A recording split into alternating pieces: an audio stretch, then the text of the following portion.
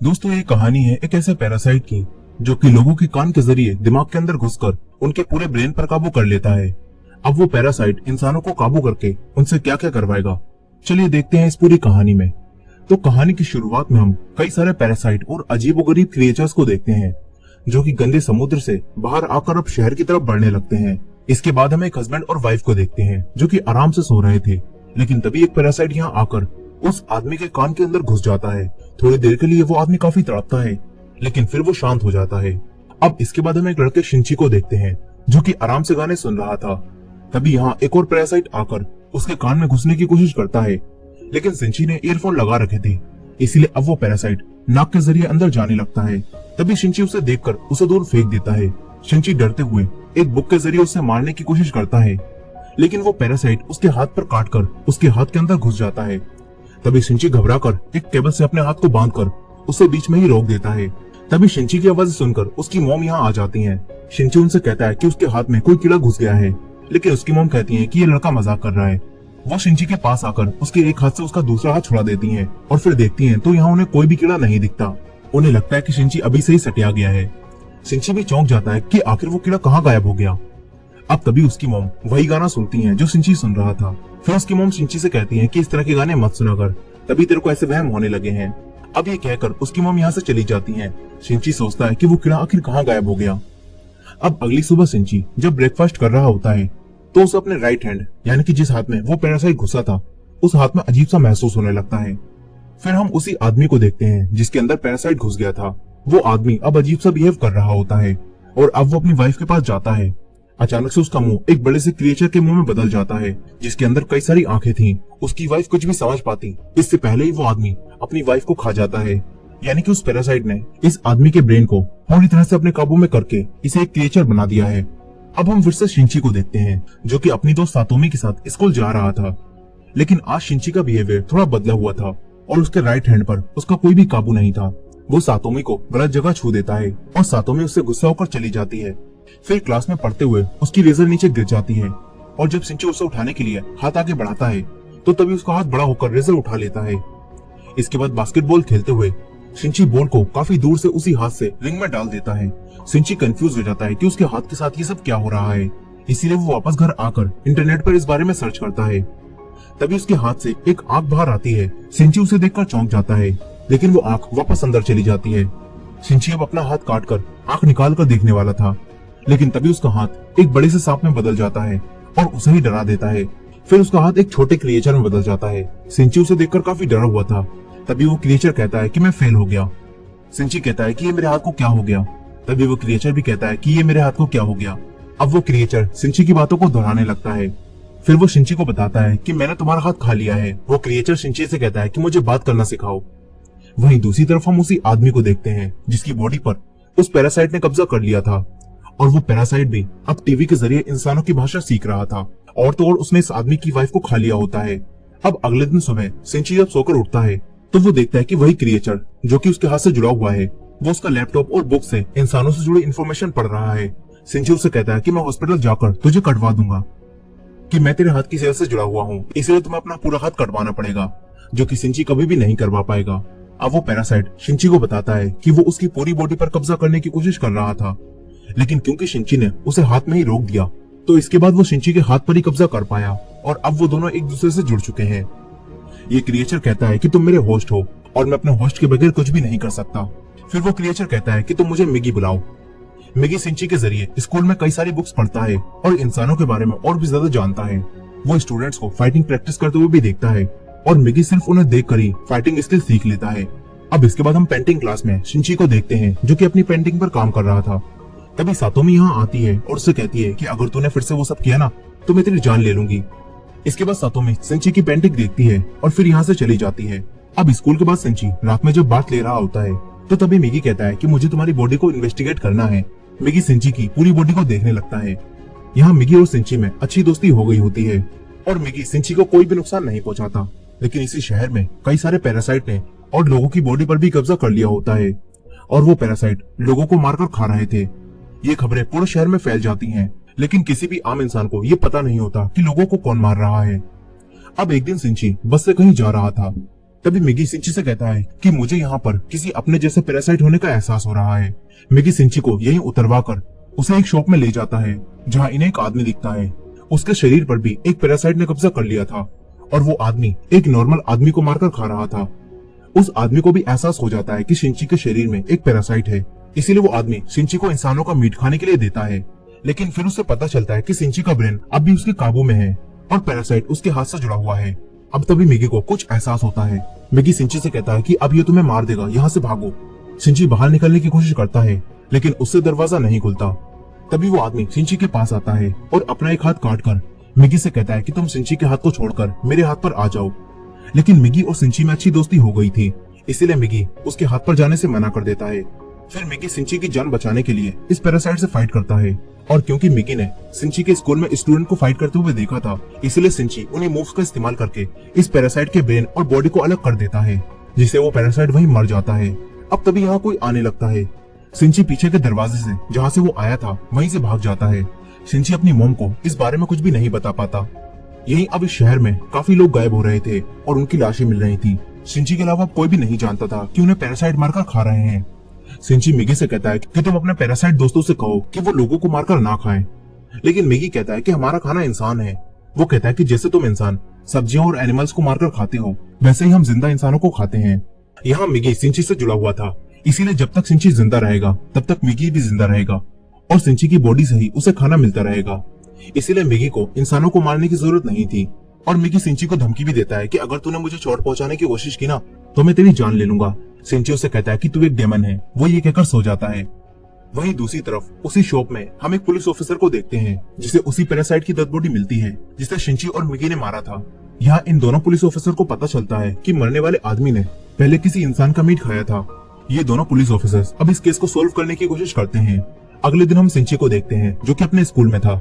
तभी मिगी को एहसास होता है कि यहाँ भी उसी के जैसा कोई पैरासाइट है जिसने किसी इंसान को अपने काबू में कर लिया है। तभी इनके प्रिंसिपल इनकी नई टीचर तामिया रियोको को इनसे इंट्रोड्यूस कराते हैं। मिगी और शिंची समझ जाते हैं कि तामिया ही वो पैरासाइट है। यही तामिया भी अपने पैरासाइट सेंस की मदद से ये समझ जाती है कि शिंची भी एक पैरासाइट से जुड़ा हुआ है। फिर इसके बाद शिंची तामिया के पास जाता है। तामिया उससे कहती है कि मुझसे डरो मत। ये तामिया पैरासाइट बाकी पैरासाइट से बिल्कुल अलग होती है और इस पैरासाइट को एक्सपेरिमेंट करने का काफी शौक होता है। यहाँ तक कि इसने एक दूसरे पैरासाइट के साथ मिलकर अपनी इस बॉडी को प्रेग्नेंट भी कर लिया होता है ताकि वो ये देख सके कि इस तरह जन्म लेने वाला बच्चा आखिर क्या बनेगा। यहाँ शिंची उससे कहता है कि तुम यहाँ स्कूल में क्या करने आई हो। इस पर वो कहती है कि मैं बस नॉर्मल लोगों की तरह जीना चाहती हूँ। वो शिंची से कहती है कि मैं तुमसे और बात करती लेकिन तुम्हारी गर्लफ्रेंड हमें देख रही है और कहीं उसे ऐसा न लगे कि तुम नई टीचर को देखकर उसे भूलकर नई टीचर पर फिदा हो गए हो। इसीलिए तामिया शिंची को बाद में मिलने के लिए कहती है। अब तभी सातोमी जो कि इन्हें देख रही थी वो यहाँ से चली जाती है। तामिया शिंची से कहती है कि मुझे स्कूल के बाद मिलना। मिगी भी तामिया से मिलने के लिए तैयार हो जाता है। वो शिंची से कहता है कि मैंने पहली बार ऐसा पैरासाइट देखा है जो इतना शांत होकर अपने होस्ट की बॉडी में रह रहा है। अब तामिया के बारे में और ज्यादा जानने के लिए शिंची बाद में तामिया से मिलने जाता है। तामिया ने यहाँ पर दो और पैरासाइट को भी बुलाया होता है जिनमें से एक हाई स्कूल स्टूडेंट शिमाडा होता है और दूसरा एक ऑफिसर मिस्टर ए होता है। ये दोनों तामिया के साथ मिले होते हैं। तामिया शिंची और मिगी को बताती है कि हम पैरासाइट को सरवाइव करने के लिए आपस में मिलकर रहना होगा और इसीलिए हमने मिलकर पैरासाइट्स का एक नेटवर्क बनाया है और हम सब एक दूसरे से जुड़कर एक दूसरे को इन्फॉर्मेशन देते हैं ताकि हम सब इंसानों के बीच छुपकर रह सकें और अपने लिए रोज इंसानों को मारकर खा सकें। तामिया शिंची से भी इनके नेटवर्क में जुड़ने के लिए कहती है लेकिन शिंची कहता है कि मैं पूरी तरह से तुम्हारे जैसा नहीं हूँ, तुम सब एक मॉन्स्टर हो। तामिया कहती है कि हाँ हम सब एक मॉन्स्टर हैं, इसीलिए मैंने मिस्टर ए के साथ मिलकर एक एक्सपेरिमेंट किया है जिससे मैं प्रेग्नेंट हो गई हूँ और क्योंकि हम दोनों ही पैरासाइट हैं इसलिए मेरे अंदर जो बच्चा है वो आखिर क्या होगा। इस पर मिगी तुरंत कहता है कि तुम दोनों ने वो इंसानों की बॉडी में किया है इसीलिए तुम्हारे अंदर एक इंसान का ही बच्चा है। तभी तामिया कहती है तो फिर हम कौन हैं?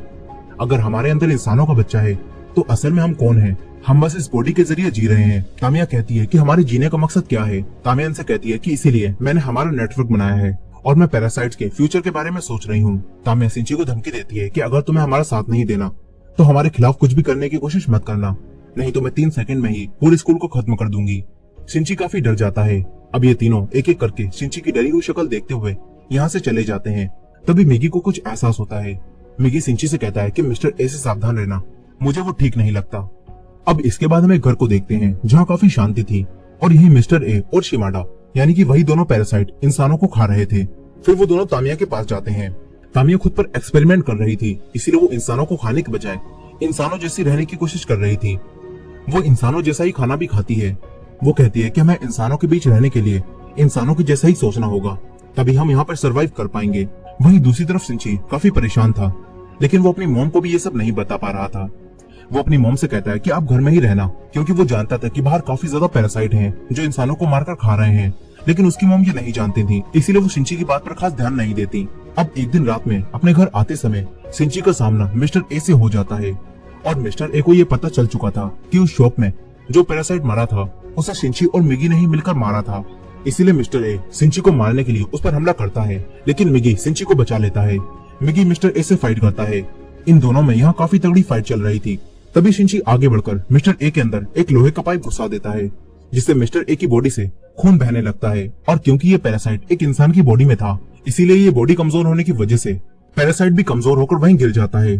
सिंची तुरंत यहाँ से भागकर अपने घर आ जाता है, लेकिन वहीं वो पैरासाइट अपनी बॉडी से रोड आर पार कर देता है, जिससे खून बहना बंद हो जाता है और वो पैरासाइट जिंदा बच जाता है। लेकिन उसे सरवाइव करने के लिए अब एक नई बॉडी चाहिए थी। तभी इस रास्ते से सिंची की मॉम गुजरती हैं और ये पैरासाइट मिस्टर ए की बॉडी को छोड़कर सिंची की मॉम की बॉडी में चला जाता है। फिर थोड़ी देर बाद मिगी को एहसास होता है कि मिस्टर ए वाला पैरासाइट उनकी तरफ ही आ रहा है। वो सिंची को छुपने के लिए कहता है। सिंची एक चाकू लेकर वहीं छुप जाता है। तभी उसकी मॉम घर में आती हैं। मिगी समझ जाता है कि मिस्टर ए वाला पैरासाइट अब उसकी मॉम की बॉडी में आ गया है, लेकिन सिंची के लिए ये विश्वास कर पाना काफी मुश्किल था। तभी वो पैरासाइट डायरेक्ट सिंची के हार्ट पर हमला करता है और उसके हार्ट को जख्मी कर देता है।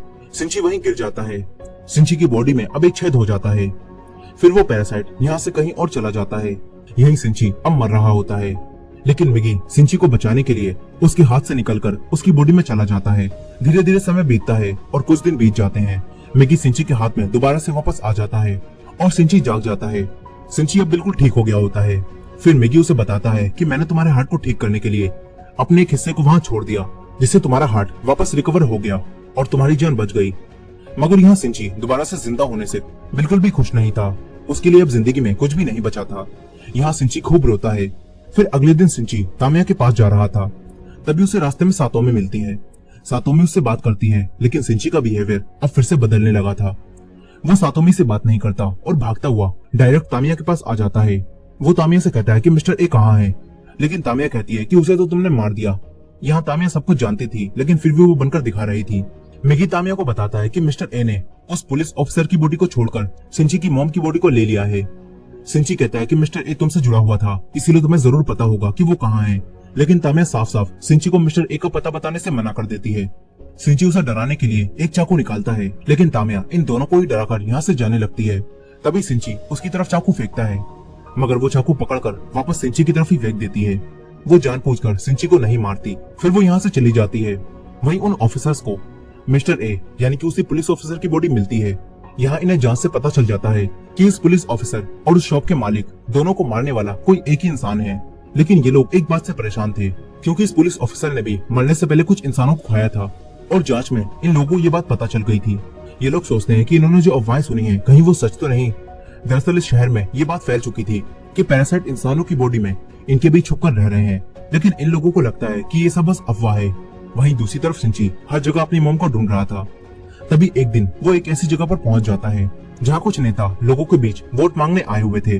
अब तभी मिगी और सिंची को एहसास होता है कि जो नेता लोगों से वोट मांग रहा है वो भी पैरासाइट है, और उसके अलावा भी यहाँ पर कई सारे पैरासाइट मौजूद हैं। मिगी ये सब देखकर चौंक जाता है। वो सिंची से कहता है कि पैरासाइट ने इतनी तरक्की कर ली है कि अब वो पॉलिटिक्स में भी घुस चुके हैं। मिगी काफी खुश होता है। वो सोचता है कि एक दिन पैरासाइट इस पूरी दुनिया पर कब्जा कर लेंगे। अब तभी इनके घर में वही दोनों पुलिस ऑफिसर्स आ जाते हैं। उन्हें सिंची पर शक होता है, इसलिए वो सिंची से थोड़ी बहुत पूछताछ करते हैं, लेकिन सिंची काफी चालाकी से इनसे झूठ बोलता है। फिर वो दोनों यहाँ से चले जाते हैं। अब काफी दिनों बाद सिंची फिर से स्कूल जाता है। यहाँ उसे सातोमी मिलती है। फिर यहाँ वही लड़का शिमाडा आता है। तामिया ने इसका इसी स्कूल में ट्रांसफर करवा दिया होता है ताकि वो सिंची पर नजर रख सके। शिमाडा सातोमी के सामने सिंची से पहली बार मिलने का दिखावा करता है और फिर वो यहाँ से चला जाता है। यहाँ तामिया इन दोनों को देख रही होती है। दरअसल यहाँ शिमाडा और तामिया को ये पता चल रहा था कि जब से मिगी ने अपनी सेल्स की मदद से सिंची की जान बचाई है, तब से सिंची की बॉडी में बदलाव हो रहा है। और वहीं दूसरी तरफ मिगी को भी ये सब पता चल जाता है। वो सिंची को ये सब बताता है। अब इसके बाद मिगी सिंची को ये बताता है कि जब से मैंने तुम्हारी जान बचाई है तब से मुझे भी कुछ प्रॉब्लम्स हो रही हैं। मिगी कहता है कि मुझे ठीक रहने के लिए हर दिन 4 घंटे सोना होगा और जब मैं सो रहा हूँगा तो मैं किसी भी तरह तुम्हारी मदद नहीं कर सकता। अब ये कहने के बाद मिगी तुरंत सो जाता है। सिंची उसे जगाने की कोशिश करता है लेकिन अब मिगी नहीं जागता। वहीं दूसरी तरफ वो दोनों ऑफिसर्स ये पता लगा रहे थे कि पैरासाइट्स को कैसे पहचाने। उन्हें ये पता चलता है कि अगर किसी इंसान की बॉडी में पैरासाइट रह रहा है तो उस इंसान का बाल तोड़ने पर वो बाल कर्ली हो जाएगा। अब ये जानकर सीनियर पुलिस ऑफिसर अपने जूनियर पुलिस ऑफिसर का बाल तोड़ता है लेकिन वो कर्ली नहीं होता, जिससे वो समझ जाता है कि ये कोई पैरासाइट नहीं है। अब वहीं तामिया भी अपने नेटवर्क की मदद से ये जान जाती है कि इंसानों को हमें पहचानने का एक तरीका पता चल चुका है। यहाँ हम देखते हैं कि वही पॉलिटिशियन भी तामिया के साथ मिला हुआ है। अब इसके बाद हम फिर से सिंची को देखते हैं जो सातोमी से मिलता है। सातोमी उसके लिए आज डिनर बनाने के लिए कहती है क्योंकि सिंची अब अकेला था। सिंची मान जाता है। फिर वो दोनों डिनर के लिए शॉपिंग करने चले जाते हैं। तभी रास्ते में इन्हें एक पपी मिलता है जो कि बीच रोड पर पड़ा था। सिंची उसे उठाकर लाता है लेकिन वो मर चुका था, इसलिए सिंची उसे डस्टबिन में डाल देता है। सातोमी ये देखकर उससे कहती है कि तुम ये क्या कर रहे हो। सिंची कहता है कि अब ये सिर्फ हड्डियां और शरीर है, इसके अलावा इसमें कुछ भी नहीं बचा। दरअसल अब सिंची के अंदर बदलाव हो रहा था और वो भी पैरासाइट की तरह सोचने लगा था। और सिंची की ये सोच देखकर सातोमी उसे छोड़कर चली जाती है लेकिन सिंची को इससे कोई भी फर्क नहीं पड़ता। वहीं स्कूल का प्रिंसिपल जब तामिया को प्रेग्नेंट देखता है तो चौंक जाता है क्योंकि तामिया अभी अनमैरिड थी और अब प्रिंसिपल उसे कैरेक्टरलेस समझकर उसे जॉब से निकालने वाला था। वो लोग तामिया के मॉम डैड को भी ये सब बता देते हैं। फिर तामिया अपने मॉम डैड के पास जाती है लेकिन ये तामिया तो वैसे भी पैरासाइट थी, इसलिए वो इन दोनों को मार देती है। इसके बाद वो शिमाडा को कॉल करके कहती है कि तुम्हारे खाने का इंतजाम हो गया है, यहाँ आकर दोनों बॉडीज ले जाओ। अब अगले दिन तामिया स्कूल से जाने के लिए स्कूल से अपना सामान पैक करने लगती है। सिंची उसके पास आता है और उससे बातें करने लगता है। वहीं सातोमी अपनी पेंटिंग क्लास में जाती है जहाँ कई सारी लड़कियां मिलकर शिमाडा की पेंटिंग बना रही थी। तभी एक लड़की मजाक मजाक में उसका एक बाल तोड़ देती है और वो बाल कर्ली हो जाता है। इसे देखकर सारी लड़कियां समझ जाती हैं कि शिमाडा एक पैरासाइट है। शिमाडा भी जान जाता है कि उसका राज खुल चुका है, इसीलिए वो इन लड़कियों पर हमला करता है। उसका मॉन्स्टर जैसा मुंह देखकर सारी लड़कियां डरकर चीखती हैं। उनकी चीखों की आवाज सुनकर सिंचू उन्हें बचाने आने लगता है। तामिया भी समझ जाती है कि शिमाडा अपने मॉन्स्टर के रूप में सबके सामने आ गया है, इसलिए अब तामिया यहाँ कुछ केमिकल लोचा करने लगती है। वहीं सातोमी थोड़ी हिम्मत दिखाकर शिमाडा के सेंटर में एक केमिकल फेंकती है जिससे वो जलने लगता है, मगर इससे वो बेकाबू हो जाता है और इधर उधर हमला करने लगता है। सारी लड़कियां बचकर निकलने की कोशिश करती हैं। तभी सातोमी की एक दोस्त यहाँ मारी जाती है। शिंची जब तक यहाँ पहुँचता है तो कई सारी लड़कियां मर चुकी थी। शिंची काफी घबरा जाता है। मिगी उसे शांत कराता है और इन हालातों में हिम्मत दिखाने के लिए कहता है। शिंची दोबारा उठकर सातोमी को बचाने जाता है। सातोमी शिमाडा से बचकर भाग रही थी। शिमाडा बिल्कुल एक जापानीज डेमोगोर्गन लग रहा था। शिंची आकर इस जापानीज डेमोगोर्गन को एक धक्का देता है और उससे फाइट करने लगता है। तभी यहाँ तामिया भी आ जाती है और वो शिमाडा को शांत होने के लिए कहती है। शिमाडा शांत हो जाता है लेकिन फिर तामिया यहाँ एक बॉम्ब फेंक कर चली जाती है। शिंची उसे देखकर सातोमी को लेकर नीचे कूद जाता है और फिर यहाँ एक धमाका होता है। इन्हें लगता है कि शिमाडा टपक लिया लेकिन वो जिंदा था। अब यहाँ पुलिस और एम्बुलेंस भी आ जाती है। सातोमी जख्मी हो गई थी इसलिए उसे हॉस्पिटल ले जाया जाता है। वहीं पुलिस ऑफिसर्स ऊपर आ जाते हैं। तभी शिमाडा आकर इन पर हमला करता है और इन्हें मार देता है। शिमाडा स्कूल की छत पर जाने लगता है। मिगी सिंची को ये बताता है और शिंची एक दूसरी बिल्डिंग पर जाकर एक लोहे की रोड लेकर मिगी को एक धनुष बनाता है और फिर इस लोहे की रोड को एक तीर की तरह शिमाडा के अंदर घुसा देता है। इससे शिमाडा वहीं मर जाता है। इसके बाद शिंची यहाँ से जाने लगता है। तभी यहाँ तामिया भी आ जाती है और वो उससे कहती है कि मैं अब थोड़े समय के लिए गायब हो जाऊंगी। तामिया सिंची को मिस्टर ए यानी कि उसकी मॉम का एड्रेस देती है। सिंची उस एड्रेस को ले लेता है। अब कुछ समय बाद यहाँ वही दोनों ऑफिसर आते हैं और जब वो दोनों ये पता लगा रहे होते हैं कि शिमाडा कैसे मरा तो उन्हें पता चल जाता है कि उस पर किसी ने दूसरी बिल्डिंग से हमला किया था, लेकिन इन्हें सिंची के बारे में भी कुछ भी पता नहीं होता। वहीं सिंची तामिया के दिए हुए एड्रेस पर पहुंच जाता है। यहाँ उसे उसकी मॉम मिलती है। सिंची उनका पीछा करते हुए एक ब्रिज के नीचे आ जाता है। तभी यहाँ मिगी को नींद आने लगती है। वो सिंची को ये बताता है और इस वक्त मिगी सिंची को बचाने के लिए एक हथियार बन जाता है। इसके बाद मिगी सो जाता है। अब तभी सिंची उसी हथियार की मदद से मिस्टर ए यानी कि अपनी ही मॉम से फाइट करता है। यहाँ सिंची अब काफी अच्छी फाइटिंग कर रहा होता है। वो मिस्टर ए को मारने वाला था। तभी उसे उसकी मॉम की आवाज आती है और उसकी मॉम की थोड़ी बहुत कॉन्शियसनेस अब भी जिंदा होती है। अब तभी मिस्टर ए सिंची पर हमला करता है, लेकिन उसकी मॉम की कॉन्शियसनेस की मदद से उसकी मॉम अपने हाथ से सिंची को बचा लेती है। मगर फिर सिंची को ना चाहते हुए भी मिस्टर ए को खत्म करने के लिए अपनी ही मॉम को जान से मारना पड़ता है। अब थोड़ी देर बाद मिगी जब जाग जाता है तो सिंची मिगी को ये सब बताता है। अब इसके बाद हम उसी पैरासाइट पॉलिटिशियन को देखते हैं और उसकी पार्टी ने अब इलेक्शन जीत लिया होता है। इससे वो पैरासाइट अब एक ऊंची पोस्ट पर बैठ जाता है। लेकिन इसी दौरान उन्हीं दोनों पुलिस ऑफिसर्स को हेडक्वार्टर बुलाया जाता है और एक दूसरी टीम का चीफ इनसे पैरासाइट के बारे में सारी इन्फॉर्मेशन ले लेता है, क्योंकि अब इंसानों को ये पता चल चुका है कि पैरासाइट्स इनके बीच छुपकर रह रहे हैं और इसीलिए इंसानों को बचाने के लिए ये लोग एक ऑपरेशन चलाने वाले हैं जिसका नाम है ह्यूमन लाइफ प्रोडक्शन। अब इसके बाद हम उसी पॉलिटिशियन को देखते हैं जो कि तामिया के पास जाता है और इन दोनों के साथ अब एक काफी खतरनाक पैरासाइट भी होता है जिसका नाम गोटू होता है। और अब वो तामिया को बताता है कि वो सारी मैनकाइंड को खत्म कर देगा। लेकिन अब तामिया को अपने आने वाले बच्चे की चिंता होने लगती है। वहीं दूसरी तरफ सिंची हॉस्पिटल में सातोमी से मिलने जाता है और डिसाइड करता है कि वो अब सारे पैरासाइट को ढूंढकर उन्हें जान से मार देगा। इसी दौरान हम देखते हैं कि कोई सिंची पर नजर रख रहा है। वो सिंची और मिगी की एक साथ फोटो लेता है और इसी एंडिंग के साथ ये कहानी यहीं खत्म हो जाती है। दोस्तों, ये कहानी अभी अधूरी है, लेकिन अगर आपको इसका सेकंड पार्ट भी देखना है तो इस वीडियो को लाइक करके कमेंट में नेक्स्ट पार्ट जरूर लिखिएगा। और